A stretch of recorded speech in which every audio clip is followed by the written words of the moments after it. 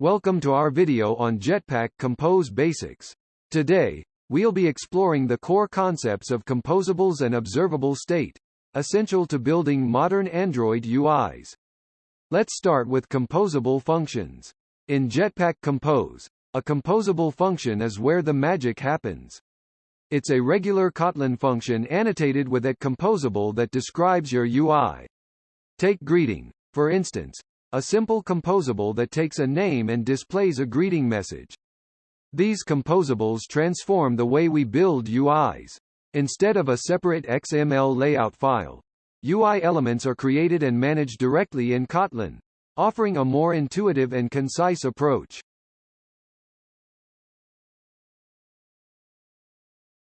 Now, onto state management.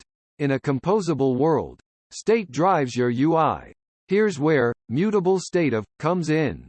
It's a property delegate that allows Compose to smartly update your UI whenever the state changes.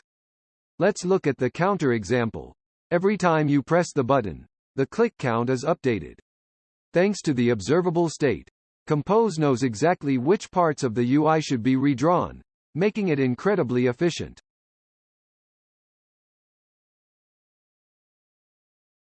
You might wonder what happens to the state during recompositions. That's where Remember shines. It ensures that state survives through recompositions, like preserving the count on our button between clicks. This way, the count doesn't reset every time something changes in the UI.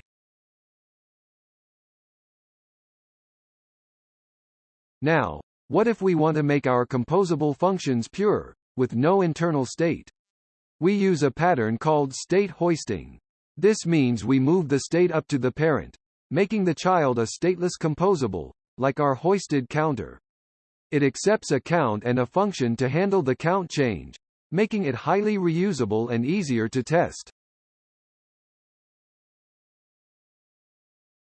Let's summarize what we've covered. We've learned that Jetpack Compose uses composable functions to build UIs, which allows for a more natural Kotlin development experience.